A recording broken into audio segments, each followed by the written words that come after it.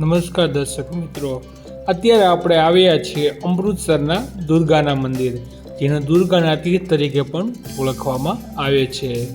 અને આ દુર્ગાના મંદિર તમારે આવવું હોય તો ગોલ્ડન ટેમ્પલથી ફક્ત 1 કિલોમીટરના અંતરે તમે આ દુર્ગાના તીર્થમાં આવી શકો છો. નમસ્કાર દર્શક મિત્રો, મારી યુટ્યુબ ચેનલમાં તમારું ફરીથી હાર્દિક સ્વાગત છે. અને અત્યારે આપણે આવ્યા છીએ દુર્ગાના મંદિર.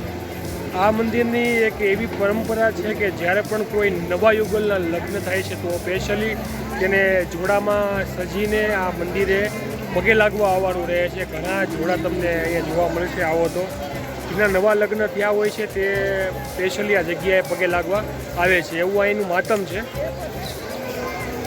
સૌપ્રથમ જ્યારે અમે આવ્યા તો મને એવું લાગ્યું હતું કે અહીંયા બધા લગ્ન માટે આવ્યા છે, પણ એવું નથી. જેના લગ્ન 1 વર્ષની અંદર જે થયા હોય તે જ યુગલ આ જગ્યાએ આવે છે. અને જોઈ શકો છો પાછળની સાઈડમાં પણ આ યુગલ એક છે જેના લગ્ન 1 વર્ષની અંદર થયા છે ને તે સ્પેશિયલી અહીંયા પગે લાગવા આવેલા છે. મંદિર અમૃતસર તમે જ્યારે પણ ફરવા આવો ત્યારે અહીંયા લંગરની પણ વ્યવસ્થા છે. સામે આપણા ભાષામાં ગુજરાતીમાં ભોજનાલય કહેવામાં આવે છે, તે આગળની સાઈડમાં છે. તમારે રાત્રિનું અહીંયા ભોજન મળી રહે છે, એટલે બહાર જવું નહીં.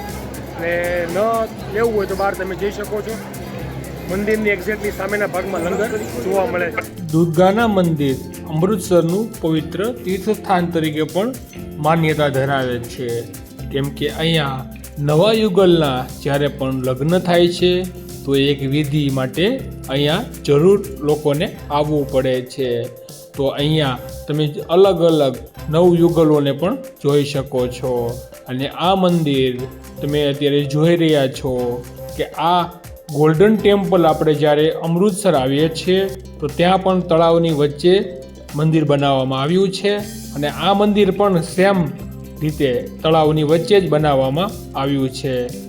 અમૃતસરમાં તમે કોઈ પણ રિક્ષાવાળાને કહેશો તો તમને દુર્ગાના મંદિર આસાનીથી લાવી આપશે. અને 30 રૂપિયા જેવું નજીવું અહીંયાનું ભાડું છે ગોલ્ડન ટેમ્પલથી. અત્યારે આપણે દુર્ગાના મંદિર પહોંચી ગયા છીએ અને મંદિરના પરિસરમાં ફોટોગ્રાફી એલાઉડ નથી, એટલા માટે આપણે બહારથી તમને દર્શન કરાવવાના છીએ દુર્ગા માતાજીના. તો અહીંયા જોઈ શકો છો પાછળથી તળાવ છે. તળાવની વચ્ચે આ દુર્ગામાનું ભવ્ય અને પૌરાણિક મંદિર છે, જેની માન્યતા મેં તમને આગળ કહી છે.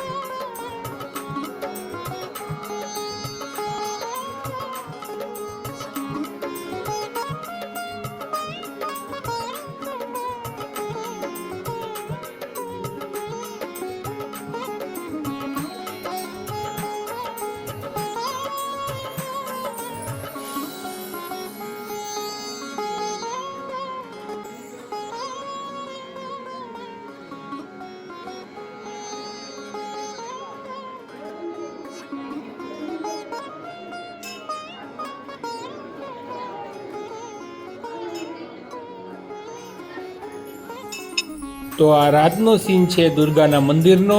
અને આની સાથે આપણે અમૃતસરનો અને અમરનાથનો જે ટૂર હતો તે પૂરો થાય છે. હવે પછી આપણે દિવાળીમાં મળીશું. રામેશ્વરના ટૂર સાથે. તો ખૂબ સારી રીતે આપણે દર્શન કર્યા અમૃતસરના, અમરનાથની યાત્રા કરી અને હવે આપણે જઈ રહ્યા છીએ રિટર્ન સુરત.